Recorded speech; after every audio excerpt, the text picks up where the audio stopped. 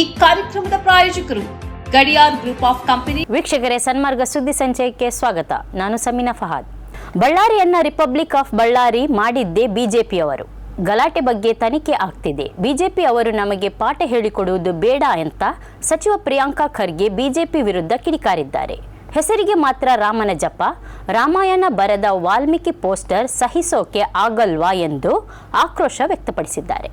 ಬೆಂಗಳೂರಲ್ಲಿ ಬಳ್ಳಾರಿ ಗಲಾಟೆ ಬಗ್ಗೆ ಪ್ರತಿಕ್ರಿಯೆ ನೀಡಿದ ಅವರು, ಬಳ್ಳಾರಿ ಎಸ್ಪಿ ಕರ್ತವ್ಯ ಲೋಪ ಮಾಡಿದ್ದಕ್ಕೆ ಸಸ್ಪೆಂಡ್ ಮಾಡಲಾಗಿದೆ. ವೈಯಕ್ತಿಕ ಯಾವುದೂ ಇಲ್ಲ. ಅಲ್ಲಿ ಗಲಾಟೆ ಆಗಿದ್ದು ನಿಜ, ವಾತಾವರಣ ಕೆಟ್ಟಿದ್ದು ಕೂಡ ನಿಜ. ಅದಕ್ಕೆ ಕ್ರಮ ಆಗಿದೆ. ಈಗಾಗಲೇ ಸಿಎಂ, ಡಿಸಿಎಂ, ಹೋಮ್ ಮಿನಿಸ್ಟರ್ ಕಾನೂನು ಪ್ರಕಾರ ಕ್ರಮ ಆಗುತ್ತೆ ಅಂತ ಹೇಳಿದ್ದಾರೆ. ತನಿಖೆ ಆಗುತ್ತೆ ಅಂತ ಹೇಳಿದರು. ರಿಪಬ್ಲಿಕ್ ಆಫ್ ಬಳ್ಳಾರಿ ಮಾಡಿದ್ದು ಬಿಜೆಪಿಯವರು. ಅಲ್ಲಿ ಮಾತನಾಡಿರೋರು ಎಲ್ಲರೂ ಜೈಲಿಗೆ ಹೋಗಿ ಬಂದವರು. ನಮಗೆ ಕಾನೂನು ಪಾಠ ಹೇಳ್ತಾರ ಅವರು? ಆ ಭಾಗ ಹಾಳು ಮಾಡಿದವರು ನಮಗೆ ಕಾನೂನು ಸಂವಿಧಾನ ಹೇಳಿಕೊಡ್ತಾರಾ? ಪೋಸ್ಟರ್ ಹಾಕಿದ್ರೆ ಏನ್ ತಪ್ಪು? ಹೆಸರಿಗೆ ಮಾತ್ರ ರಾಮನ ಜಪ ಮಾಡೋದು ಅಲ್ಲ. ರಾಮಾಯಣ ಬರೆದ ವಾಲ್ಮೀಕಿ ಪೋಸ್ಟರ್ ಸಹಿಸೋಕೆ ಆಗಲ್ಲವಾ? ಸಾರ್ವಜನಿಕರಿಗೆ ಅನಾನುಕೂಲ ಮಾಡಬಾರದು. ಇಂತಹ ವಾತಾವರಣ ಸೃಷ್ಟಿ ಮಾಡೋದು ಸರಿಯಲ್ಲ ಅಂತ ತಿಳಿಸಿದ್ರು. News bureau, Sanmarga news. ಮಹಾರಾಷ್ಟ್ರದಲ್ಲಿ ಇದೇ 15ರಂದು ನಗರ ಸ್ಥಳೀಯ ಸಂಸ್ಥೆಗಳ ಚುನಾವಣೆ ನಡೆಯಲಿದೆ. ಆದರೆ ಚುನಾವಣೆಗೂ ಮುನ್ನವೇ ಬಿಜೆಪಿ ಮತ್ತು ಅದರ ಮಹಾಯುತಿ ಮಿತ್ರ ಪಕ್ಷಗಳು 70 ಸ್ಥಾನಗಳನ್ನು ಅವಿರೋಧವಾಗಿ ಗೆದ್ದಿವೆ. ಈ ಆಯ್ಕೆಯನ್ನು ಖಂಡಿಸಿರುವ ವಿರೋಧ ಪಕ್ಷಗಳು ಬೆದರಿಕೆ ಮತ್ತು ಹಣವನ್ನು ಬಳಸಿಕೊಂಡು ಅಭ್ಯರ್ಥಿಗಳನ್ನು ಕಣದಿಂದ ಹಿಂದೆ ಸರಿಯುವಂತೆ ಮಾಡಲಾಗಿದೆ ಎಂದು ಆರೋಪಿಸಿವೆ. ರಾಜ್ಯಾದ್ಯಂತ 70 ಮಂದಿ ಅಭ್ಯರ್ಥಿಗಳು ಅವಿರೋಧವಾಗಿ ಆಯ್ಕೆಯಾಗಿದ್ದಾರೆ. ಇಬ್ಬರು ಹೊರತುಪಡಿಸಿ ಉಳಿದವರೆಲ್ಲರೂ ಆಡಳಿತ ಪಕ್ಷಗಳಿಗೆ ಸೇರಿದವರು. ಅವಿರೋಧವಾಗಿ ಆಯ್ಕೆಯಾದ 70 ಮಂದಿ ಅಭ್ಯರ್ಥಿಗಳಲ್ಲಿ 44 ಮಂದಿ ಬಿಜೆಪಿಯವರು, 22 ಮಂದಿ ಏಕನಾಥ್ ಶಿಂದೆ ನೇತೃತ್ವದ ಶಿವಸೇನೆಯವರು ಮತ್ತು ಇಬ್ಬರು ಅಜಿತ್ ಪವಾರ್ ನೇತೃತ್ವದ ಎನ್ಸಿಪಿಯವರಾಗಿದ್ದಾರೆ. ಓರ್ವ ಅಭ್ಯರ್ಥಿ ಇಸ್ಲಾಮಿಕ್ ಪಕ್ಷಕ್ಕೆ ಸೇರಿದರೆ ಇನ್ನೊಬ್ಬರು ಸ್ವತಂತ್ರ ಅಭ್ಯರ್ಥಿ. ವಿರೋಧ ಪಕ್ಷದ ಮಹಾ ವಿಕಾಸ ಪಕ್ಷದ ಓರ್ವ ಅಭ್ಯರ್ಥಿಯು ಅವಿರೋಧವಾಗಿ ಗೆಲುವು ಸಾಧಿಸಿಲ್ಲ. ಹಣ ಕೆಲಸ ಮಾಡದಿದ್ದರೆ ಬೆದರಿಕೆಗಳನ್ನ ಬಳಸಲಾಗುತ್ತೆ. ಹಳೆಯ ಪೊಲೀಸ್ ಕೇಸ್ಗಳನ್ನ ಹೂತು ಹಾಕಲಾಗುತ್ತೆ. ಅದು ಫೇಲ್ಯೂರ್ ಆದಾಗ ಹಿಂಸಾಚಾರ ಅನುಸರಿಸಲಾಗುತ್ತದೆ. ಸೋಲಾಪುರದಲ್ಲಿ ನಾಮಪತ್ರ ಹಿಂತೆಗೆದುಕೊಳ್ಳೋಕೆ ನಿರಾಕರಣೆ ಮಾಡಿದ್ದಕ್ಕಾಗಿ ಓರ್ವ ಎಂಎನ್ಎಸ್ ಕಾರ್ಯಕರ್ತನನ್ನ ಕೊಲ್ಲಲಾಯಿತು ಎಂದು ಆರೋಪ ಮಾಡಲಾಗಿದೆ. ಇದು ಪ್ರಜಾಪ್ರಭುತ್ವವಲ್ಲ, ಇದು ಸರ್ವಾಧಿಕಾರ ಎಂದು ದೂರಲಾಗಿದೆ. News bureau, Sanmarga news. Mahatma ಗಾಂಧಿಯನ್ನು ಗೋಡ್ಸೆ ಕೊಲೆ ಮಾಡಿದ್ದ. ಇದೀಗ 2ನೇ ಬಾರಿ ರಾಷ್ಟ್ರಪಿತ ಮಹಾತ್ಮ ಗಾಂಧಿಯನ್ನು ಕೊಂದು ಹಾಕಿದ್ದಾರೆ ಎಂದು ಸಿಎಂ ಸಿದ್ದರಾಮಯ್ಯ ವಾಗ್ದಾಳಿ ನಡೆಸಿದ್ದಾರೆ. ಮಹಾತ್ಮ ಗಾಂಧಿ ಮೇಲೆ ಇಷ್ಟೊಂದು ದ್ವೇಷ ಇರಬಾರದು. ಅವರು ದೇಶಕ್ಕೆ ಸ್ವಾತಂತ್ರ್ಯ ಕೊಟ್ಟಿರುವುದೇ ತಪ್ಪ ಎಂದು ಪ್ರಶ್ನಿಸಿದರು. ವಿಬಿಜಿ ರಾಮ್ಜಿ ಕಾಯ್ದೆ ಬಗ್ಗೆ ಡಿಸಿಎಂ ಡಿಕೆಶಿ, ಸಚಿವ ಕೆಎಚ್ ಮುನಿಯಪ್ಪ, ಚಲುವರಾಯಸ್ವಾಮಿ, ಲಕ್ಷ್ಮೀ ಹೆಬ್ಬಾಳ್ಕರ್, ಪ್ರಿಯಾಂಕ ಖರ್ಗೆ ಜೊತೆಗೂಡಿ ಜಂಟಿ ಇಂದು ಮಾಧ್ಯಮಗೋಷ್ಠಿ ನಡೆಸಿದ ಸಿಎಂ ಸಿದ್ದರಾಮಯ್ಯ, ಮನರೇಗಾ ಯೋಜನೆ ಕೇವಲ ಜನರ ಕೆಲಸ ಅಷ್ಟೇ ಅಲ್ಲ, ಇದು ಐತಿಹಾಸಿಕ ನಿರ್ಣಯ ಆಗಿತ್ತು. ಮಹಾತ್ಮ ಗಾಂಧಿಯವರ ಗ್ರಾಮ ಸ್ವರಾಜ್ಯದ ಕನಸನ್ನ ನನಸು ಮಾಡೋಕೆ ಇದೊಂದು ಹೆಜ್ಜೆ ಆಗಿತ್ತು ಅಂತ ಹೇಳಿದರು. ನೆಮ್ಮದಿಯಿಂದ ಜೀವಿಸುವ ವಾತಾವರಣ ಸೃಷ್ಟಿ ಮಾಡುವ ಕಾನೂನನ್ನ ನಾಶ ಮಾಡುವುದು ಬಿಜೆಪಿಯ ಕೆಲಸ. ಇದಕ್ಕೆ ಮಾರ್ಗದರ್ಶನ ಬಿಜೆಪಿಯವರ ಆರ್ಎಸ್ಎಸ್. ಇದರಿಂದ ಉಪಯೋಗ ಆಗುವುದು ಕಾರ್ಪೊರೇಟ್ ಕಂಪನಿಗಳಿಗೆ.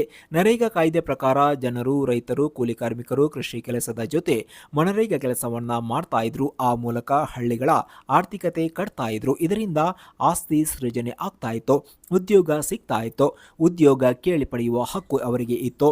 ಮನರೇಗಾ ಕಾಯ್ದೆ ಜಾರಿಗೆ ಬರುವಾಗಲೇ ಬಿಜೆಪಿಯವರು ಅದನ್ನು ವಿರೋಧ ಮಾಡ್ತಾ ಇದ್ರು. ಯೋಜನೆಗಳ ಹೆಸರು ಬದಲಾಯಿಸುವುದು ಬಿಜೆಪಿಯವರ ಸಾಧನೆ. ಈ ತರಹ 30 ಯೋಜನೆಗಳ ಹೆಸರನ್ನು ಬದಲಾಯಿಸಿದ್ದಾರೆ ಅಥವಾ ಕಾನೂನನ್ನು ರದ್ದು ಮಾಡಿದ್ದಾರೆ. ಇದು ಬಿಜೆಪಿಯವರ ಸಾಧನೆ ಆಗಿದೆ ಅಂತ ದೂರಿದ್ದಾರೆ. ಆರ್ಎಸ್ಎಸ್, ಬಿಜೆಪಿ ಅಥವಾ ವಿಶ್ವ ಹಿಂದೂ ಪರಿಷತ್ ಹಾಗೂ ವಿದ್ಯಾಭಾರತಿಯಂತಹ ಸಂಸ್ಥೆಗಳ ಮೇಲೆ ಯಾವುದೇ ನಿಯಂತ್ರಣ ಹೊಂದಿಲ್ಲ. ಈ ಎಲ್ಲ ಸಂಸ್ಥೆಗಳು ಸ್ವತಂತ್ರವಾಗಿ ಕಾರ್ಯನಿರ್ವಹಿಸುತ್ತಿವೆ ಎಂದು ಮೋಹನ್ ಭಾಗವತ್ ಸ್ಪಷ್ಟಪಡಿಸಿದ್ದಾರೆ. ಮಧ್ಯಪ್ರದೇಶ ರಾಜಧಾನಿ ಭೋಪಾಲ್ನಲ್ಲಿ ಆರ್ಎಸ್ಎಸ್ ಶತಮಾನದ ಕಾರ್ಯಕ್ರಮ ಉದ್ದೇಶಿಸಿ ಮಾತನಾಡಿದ ಮೋಹನ್ ಭಾಗವತ್, ಬಿಜೆಪಿ ಅಥವಾ ವಿಎಚ್ಪಿ ಮೂಲಕ ಆರ್ಎಸ್ಎಸ್ ಸಂಘಟನೆಯನ್ನು ಅರ್ಥ ಮಾಡಿಕೊಳ್ಳೋಕೆ ಪ್ರಯತ್ನ ಮಾಡಬೇಡಿ. ಅವರು ಸ್ವತಂತ್ರವಾಗಿ ಕೆಲಸ ಮಾಡ್ತಾರೆ ಮತ್ತು ಸಂಘ ಅವುಗಳ ಮೇಲೆ ಯಾವ ನಿಯಂತ್ರಣ ಹೊಂದಿಲ್ಲ. ಅಂಗಸಂಸ್ಥೆಗಳ ಮೂಲಕ ಆರ್ಎಸ್ಎಸ್ ಅರ್ಥ ಮಾಡಿಕೊಳ್ಳುವ ಪ್ರಯತ್ನವೇ ಮೂಲಭೂತವಾಗಿ ತಪ್ಪಾಗಿದೆ. ಸಂಘ ಕೇವಲ ಸ್ವಯಂ ಸೇವಕರನ್ನ ತಯಾರು ಮಾಡುತ್ತೆ ಹೊರತು ಅವರನ್ನ ರಿಮೋಟ್ ಕಂಟ್ರೋಲ್ ಮೂಲಕ ನಿಯಂತ್ರಣ ಮಾಡಲ್ಲ ಎಂದು ಆರ್ಎಸ್ಎಸ್ ಮುಖ್ಯಸ್ಥರು ಸ್ಪಷ್ಟಪಡಿಸಿದ್ದಾರೆ. ಆರ್ಎಸ್ಎಸ್ ಬಿಜೆಪಿ ಸೈದ್ಧಾಂತಿಕ ಸಾಮೀಪ್ಯದ ಕುರಿತ ಚರ್ಚೆಯ ಹಿನ್ನೆಲೆಯಲ್ಲಿ ಮೋಹನ್ ಭಾಗವತ್ ಇವರ ಈ ಹೇಳಿಕೆ ಭಾರಿ ಮಹತ್ವ ಪಡೆದುಕೊಂಡಿದೆ. News bureau, Sanmarga news. Ballari ಗಲಾಟೆಯ ಸಂದರ್ಭದಲ್ಲಿ ನಾವು ಕಾಂಗ್ರೆಸ್ ಪಕ್ಷದ ಕಾರ್ಯಕರ್ತನನ್ನು ಕಳೆದುಕೊಂಡಿದ್ದೇವೆ. ಇದಕ್ಕೆ ಬಿಜೆಪಿ ಕಾರಣ ಎಂದು ಡಿಸಿಎಂ ಡಿಕೆ ಶಿವಕುಮಾರ್ ಆರೋಪಿಸಿದರು. ಜನಾರ್ದನ ರೆಡ್ಡಿ ಬಳ್ಳಾರಿಗೆ ಕಾಲಿಡುವವರೆಗೂ ಒಂದೇ ಒಂದು ಗಲಾಟೆ ಇರಲಿಲ್ಲ. ಸಣ್ಣ ಅಹಿತಕರ ಘಟನೆ ಆಗಿರಲಿಲ್ಲ. ಸಣ್ಣ ಎಫ್ಐಆರ್ ಇರಲಿಲ್ಲ. ಅವರು ಬಂದ ಮೇಲೆ ಗಲಭೆ ಆಗಿದೆ ಎಂದು ಆರೋಪಿಸಿದರು. ಸಿಎಂ ಗೃಹ ಕಚೇರಿ ಕೃಷ್ಣಾದಲ್ಲಿ ನಡೆದ ಜಂಟಿ ಮಾಧ್ಯಮಗೋಷ್ಠಿಯಲ್ಲಿ ಶಿವಕುಮಾರ್ ಮಾತನಾಡಿದರು. ಈ ಕೇಸಿನ ಬೆನ್ನಲ್ಲೇ ಎಲ್ಲ ಖಾಸಗಿ ಗಣಿಗಳನ್ನು ಮುಟ್ಟುಗೋಲು ಹಾಕಿಕೊಳ್ಳಲಾಗಿದೆ. ಗಣಿ ವಿತರಣೆ ವಿಚಾರದಲ್ಲಿ ಕೈಗೊಳ್ಳಬೇಕಾಗಿರುವ ಕ್ರಮಗಳನ್ನು ಸಿದ್ಧಪಡಿಸಿ ನಿಯಮಾವಳಿ ರೂಪಿಸ್ತೀವಿ ಅಂತ ಹೇಳಿದರು. ಪಕ್ಷ ನಮ್ಮ ಶಾಸಕ ಭರತ್ ರೆಡ್ಡಿ ಬೆನ್ನಿಗೆ ನಿಲ್ಲುತ್ತೆ. ನಾವು ನಮ್ಮ ಕಾರ್ಯಕರ್ತನನ್ನು ಕಳೆದುಕೊಂಡಿದ್ದೇವೆ. ಇದಕ್ಕೆ ಕಾರಣ ಯಾರು ಎಂಬುದು ತನಿಖೆಯಿಂದ ಹೊರಬರುತ್ತೆ. ಕಾನೂನು ತನ್ನ ಕ್ರಮ ತೆಗೆದುಕೊಳ್ಳುತ್ತೆ. ತಪ್ಪು ಮಾಡಿದವರಿಗೆ ಶಿಕ್ಷೆ ಆಗುತ್ತೆ ಅಂತ ಡಿಸಿಎಂ ಡಿಕೆಶಿ ಹೇಳಿದ್ದಾರೆ. ಮೊದಲ ಬಾರಿಗೆ ಬಳ್ಳಾರಿಯಲ್ಲಿ ನಮ್ಮ ಸರ್ಕಾರ ವಾಲ್ಮೀಕಿ ಮಹರ್ಷಿಯವರ ಪುತ್ಥಳಿ ನಿರ್ಮಾಣ ಮಾಡ್ತಾ ಇದೆ. ನಮ್ಮ ಶಾಸಕರು ಅದರ ಜವಾಬ್ದಾರಿ ತೆಗೆದುಕೊಂಡಿದ್ದಾರೆ. ನಗರದ ಎಲ್ಲೆಡೆ ಅದರ ಪೋಸ್ಟರ್ಗಳನ್ನು ಹಾಕಿದ್ದಾರೆ. ಅದರಲ್ಲಿ ತಪ್ಪೇನಿದೆ? ನಮ್ಮ ಮನೆ ಮುಂದೆಯೂ ಬಿಜೆಪಿಯವರು ಪೋಸ್ಟರ್ ಹಾಕ್ತಾ ಇರ್ತಾರೆ. ಅದನ್ನ ನಾನು ಬೇಡ ಎನ್ನೋಕೆ ಸಾಧ್ಯವೇ? ಈ ಪೋಸ್ಟರ್ ಹಾಕುವುದರಿಂದ ಬಿಜೆಪಿಯವರಿಗೆ ಆಗಿರುವ ತೊಂದರೆ ಆದರೂ ಏನು? ಅವರು ಸರ್ಕಾರಿ ಜಾಗದಲ್ಲಿ ಹಾಕಿದ್ದಾರಾ? ಇದರಲ್ಲಿ ರೆಡ್ಡಿ ಜಗಳಕ್ಕೆ ಬರುವ ಅಗತ್ಯ ಏನಿತ್ತು ಅಂತ ಪ್ರಶ್ನೆ ಮಾಡಿದರು. ಬಿಜೆಪಿಯವರಿಗೆ ಬಳ್ಳಾರಿಯಲ್ಲಿ ನಮ್ಮ ಪಕ್ಷದ ಗೆಲುವು ಅರಗಿಸಿಕೊಳ್ಳೋಕೆ ಆಗ್ತಾ ಇಲ್ಲ. ಸೋತ ನಂತರ ಶ್ರೀರಾಮುಲು ಹಾಗೂ ಜನಾರ್ದನ ರೆಡ್ಡಿ ಇವರು ತಬ್ಬಾಡ್ತಾ ಇದ್ದಾರೆ. ಇವರ ನಡುವೆ ಏನೇನು ಎಷ್ಟಿದೆ ಎಂಬುದು ನನಗೆ ಗೊತ್ತಿದೆ. ಮತ್ತೆ ಬಳ್ಳಾರಿಯಲ್ಲಿ ತಮ್ಮ ರಿಪಬ್ಲಿಕ್ ತರೋಕೆ ಪ್ರಯತ್ನ ಮಾಡ್ತಾ ಇದ್ದಾರೆ. ನಾವು ಅದಕ್ಕೆ ಅವಕಾಶ ನೀಡಲ್ಲ ಅಂತ ಹೇಳಿದರು. News bureau, Sanmarga news.